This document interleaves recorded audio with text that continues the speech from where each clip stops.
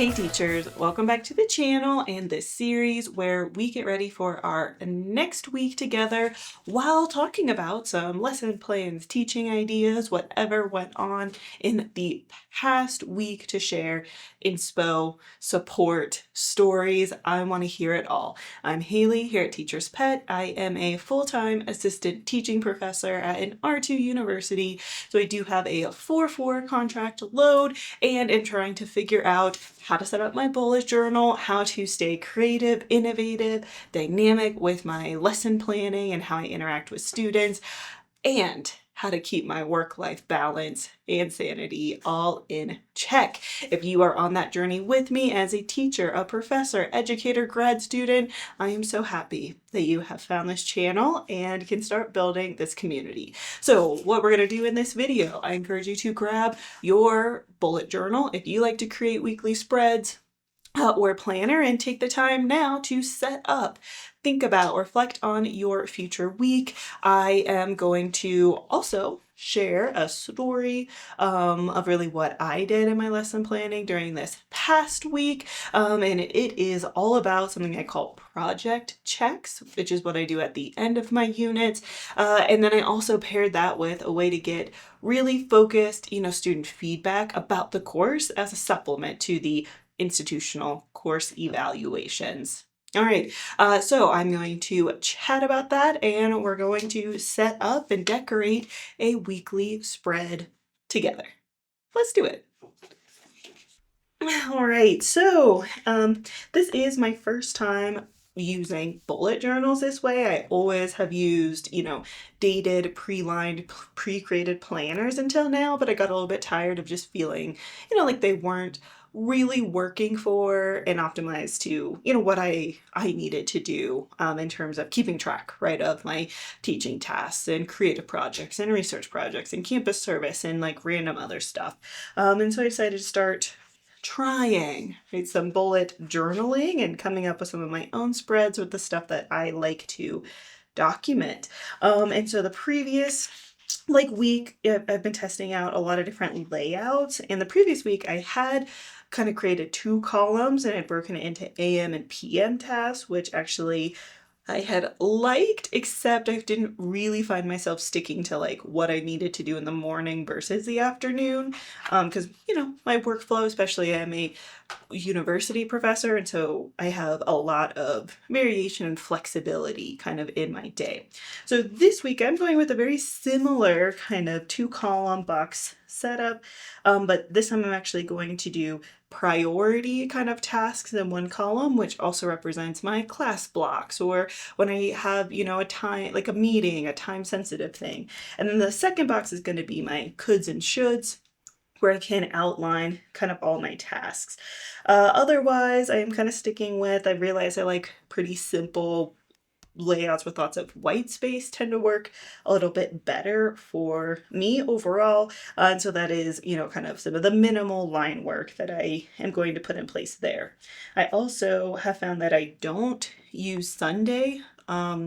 Really, I like to use Sunday to actually fill in a lot more stuff and do my weekly home resets. So I am not bothering to make a box for Sunday in terms of actually putting tasks and everything in there. My Saturday tasks, I generally don't work too much in terms of professional work, but I do like to track, creative endeavors, house tasks, all that kind of stuff that does play into my week. Let's talk about something that I tried this past week or that I like to do at the end of my units. So I am teaching this semester intro to technical writing. It's, a 2nd level writing credit, but this class actually has been designed to sort of optimize specifically for engineering, computer science students.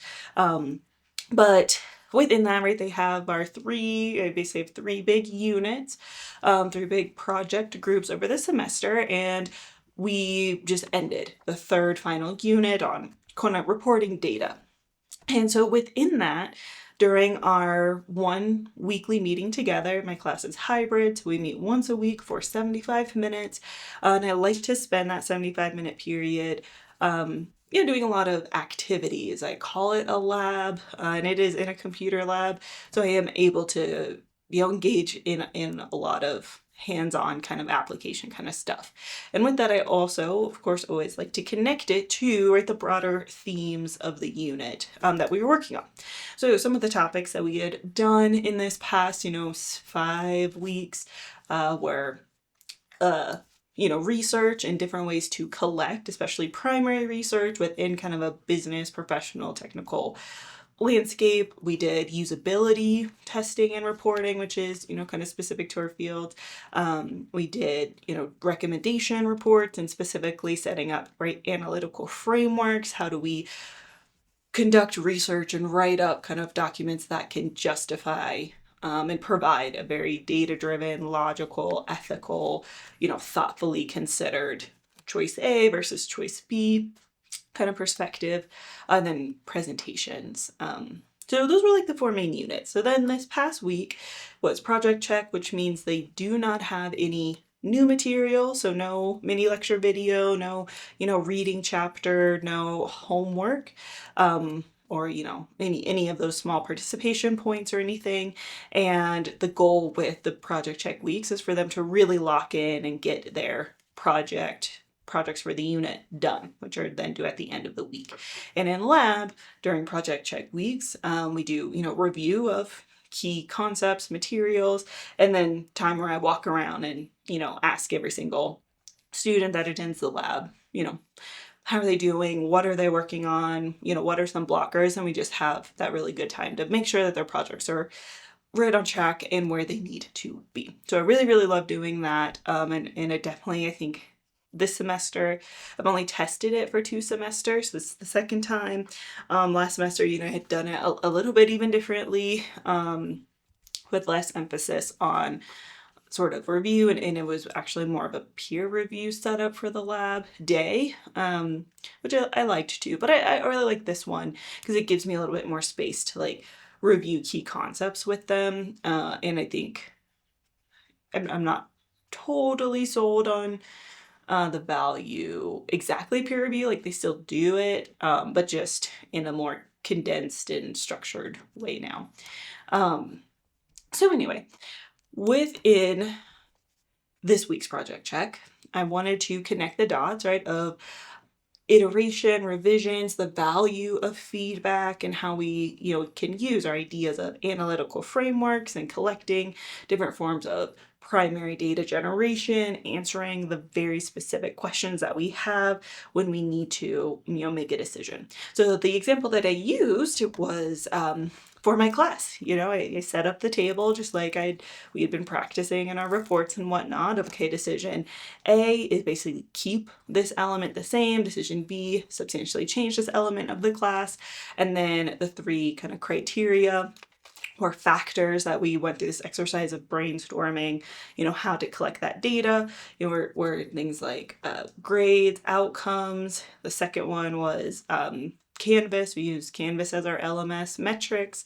And then the third was student perceptions. And so they broke into, partners, small groups, teams, and came up with different types of data that could fall into those 3 criteria and that could help somebody, right, a professor, make a decision about what to keep, what to change in a course, and then how they would go about actually collecting that data, which was just, I enjoyed listening to them, and I feel like they did really engage with each other and got in kind of this mindset of iterating and changing things using that data. So it was a really great review. And then I was, able to talk through and share, okay, like here are some strengths that I've seen in the class overall, according to each of these 3 columns. Here are some of the weaknesses that I am thinking about changing. And kind of going through all of that. It was also kind of fun with the Canvas metrics to see how aware, right, they were really thinking of what's being tracked about them in our Canvas LMS. And there's always at least a few people who act a little shooketh that, I have access to see exactly how many minutes they have spent in my Canvas shell. I can see exactly what pages that they have clicked on, which pages they click on the most, and yeah, there's definitely always a few that are like kind of a face like, oh, you can see that I haven't been clicking on the homework page. Like, yes, and it shows in your work.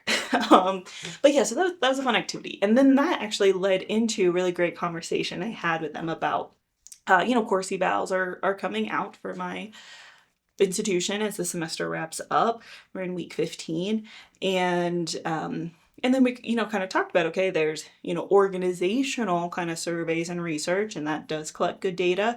But as a development team and as a creative team and engineering team and whatnot, you probably are going to need to supplement larger potential survey mechanisms and customer feedback with much more specific. And that's where, our core usability testing protocols and using focus groups and that kind of stuff comes into place. So then I actually ran through several questions. I actually had like 8, so way more than several, a few questions specific, right, to some things I was thinking about changing in the class. And they were able to submit the feedback. And of course, every section, is a little bit different. And so one section, is kind of filled with my very outgoing, like talkative students, and they answered the poll question. I use Slido, build it right into my slide decks. So they'd answer the poll question, which is anonymous, and then felt very comfortable speaking up and shared a lot of insights, which gave me another great opportunity to reinforce some unit concepts of there's our more quantitative data that people are just answering, and then the benefit of actually talking with kind of your stakeholders, your consumer group, about the what and the why and the hows. So that was extremely helpful for me, getting kind of all of that data, and the big kind of takeaways, and probably I'll make a follow-up video after the semester ends with the specifics that I collected from them and learned, and how like the teacher's pet tools helped me do that, and just generally how I was thinking about it. But the big kind of takeaways is that they really didn't have a lot that they think I should change, which is great and cool, but also fish inside the water. They don't necessarily know how it could have been different or better. But I did get a few good nuggets of maybe adjusting a few things with how my project pages are laid out to make it easier for them to find the examples, the templates. That definitely came up of them having a little bit of a hard time navigating to those tools they knew that they needed. So that was really great feedback. And I had been building and writing my own, kind of teaching pack, OER textbook, and they were really supportive and wonderful, and that I should keep going with that. And at the point in the semester, we switched to the more like traditional books that are out there in readings. The differences in how they felt they could engage and learn, and what they liked about how I had set up my textbook. And so I'm definitely excited to finish that, which I think will be really great. So anyway, getting all that kind of feedback was obviously super helpful for me personally, but then in their lab reflections, so after every class period, they do kind of like exit survey, checkout activity. There's a lot of names. I just call it their lab reflection, where they have to, summarize what we did as kind of that like attendance check, and then talk about like how it relates to kind of their own careers or personal learning or growth, or what they took away from it, and then any questions that they have. And yeah, the themes from those reflections were very much like, okay, it was really cool to see a hands-on applied example of how these analytical frameworks and trying to get different perspectives and data was helpful. So like, yay, love that they took that away. And quite a few people mentioning that they thought it was really cool, and they had kind of respect, right? And I got some like street cred for being willing to sort of ask these questions to them directly and have conversations about why choices were made, and like what are some of the strengths and limitations, and also learning a little bit more honestly about the back end of my workflow, which obviously, depending on your rapport with your students, your grade level class, like you would do this to varying extents or maybe not feel comfortable, but since I do teach at the university level, right, with adults, and we have a pretty good rapport, I did feel comfortable, and I do think it's good for them to have more transparency into the profession and the challenges and constraints, and also where I do have that autonomy and why my class is able to be set up so differently. And they did ask a lot of questions about contracts and like how evals work and like a lot of kind of business side things, which was fun. But a lot of them then reflected in their lab reflection that they kind of admired my willingness to talk about those elements, and that they never had a teacher be so open and open to their critiques and feedback kind of to their face. Which I think is cool. So, you know, consider it. Like, I think they definitely saw the value in that. Now I felt pretty confident. You know, my class has gone really well this semester. I felt pretty confident all the feedback would be, you know, more positive, really. There was no like hot takes or like negativity. So, you know, you can judge how comfortable you'd feel with that. But I really love running that at the end of the semester. So anyway, that was the kind of the big lesson plan that I was working on. That's kind of fun. If you've ever done something similar, or you have another way you like to get supplemental feedback that isn't, you know, the big abstract kind of big course evals, please drop that in the comments and let me know like what it is you do to help you make, you know, good ROI, return on your own time investment decisions of what to rebuild, what to drop, how to maybe adjust your classes semester over semester. So my overall theme, right, was very yellow, orange, green. I honestly just wanted to feel like summery and happy, have a lot of energy and kind of joy since it is week 15 of my semester. So this is May 4th through the 10th, week 15. We are working on career development because the main content of my unit is over and done. So I consider this offboarding and just giving them some lasting like resources, tips, advice, suggestions, perspective to help them with their career, since I am teaching a sophomore level class and I want them to start really thinking about how they're going to pursue maybe internships and really prepare themselves for the extremely saturated and competitive job market. So in terms of my to-do list, I just have a ton of grading to do since they turned in their projects from this last unit. So I'll be grading recommendation reports. It's like minimum 10 pages, most of them are about 12 pages, so it is a pretty serious report. Lots of headings and graphics though. Usability report, which is their other option, so they could choose between the two big technical reports. And then I have a few medium options that students could choose that are worth fewer points and, you know, a little bit less work, specifically an LLM challenge assessment. So I gave them a proposal, like, you know, 80% written by Google Gemini, by the AI, and their task is to go through and try and decipher like what is AI, what is human, what is the strengths of the proposal, what are weaknesses, and then there'll be, you know, citing sources from class and whatnot to back up and ultimately offer the author, right, in this mock scenario that I gave them, recommendations to improve their writing and the strength of their proposal. So that's one option. The other option is creating a research brief, getting them this whole kind of business scenario, and they have to go back and use research and sources about our field to offer that company recommendations on how to rebuild their documentation library to be more user-friendly and a stronger setup. So those ones are pretty fun to grade, but I will be really buried in grading this next week. And then I also need to start my annual review process because for us, it is due at the end of May. So I need to go through and kind of update all those elements. Playlist for the week. And it's the end of my semester, so in my lab and sessions, we'll be playing the end of semester vibes playlist. The link is in the video description if you want to grab that, have some fun. And really, it's just a lot of, you know, upbeat, summery, kind of lighthearted vibes, jams, you know, a lot of past like songs of the summer kind of hits playlist to really get everyone's like energy and excitement and motivation up, including my own. And with that, and how it also kind of relates to this energetic, like outgoing, just like happy theme, my quote of the week and sort of motto is push it to the limit, In It to Win It, In It to Win It, All Now, which is for my especially millennial folks out there.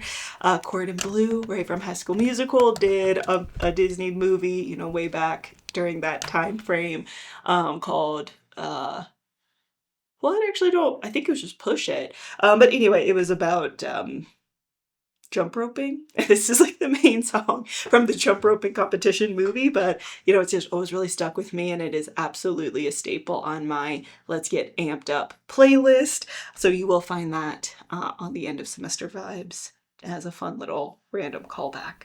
Otherwise, you know, I was putting in my weekly reset, and going ahead and, you know, filling out my week.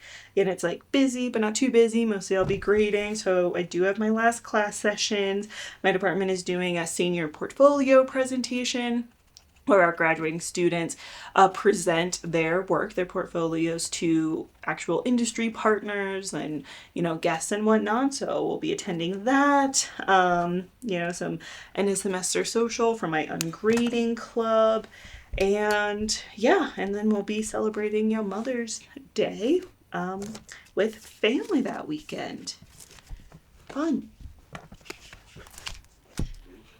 All right, thanks for joining me in setting up my weekly spread. Again, I'm pretty new to bullet journaling, so if you have any advice on that front, let me know in the comments. Otherwise, I would love to hear what you've been up to in your lesson planning, your activities, what projects have been interesting to you, and what you have going on this upcoming week. So go ahead and share that as well. If there is a colleague that you know who would benefit or you think would like with our weekly planning series, share that with them as well. All right, and then, you know, come back next week as we set up next week's journal. For me, it will be going into finals week will be my journal setup. You're probably almost done with your semester or term as well. So until then, thank you so much, teachers, and I hope you have a great class.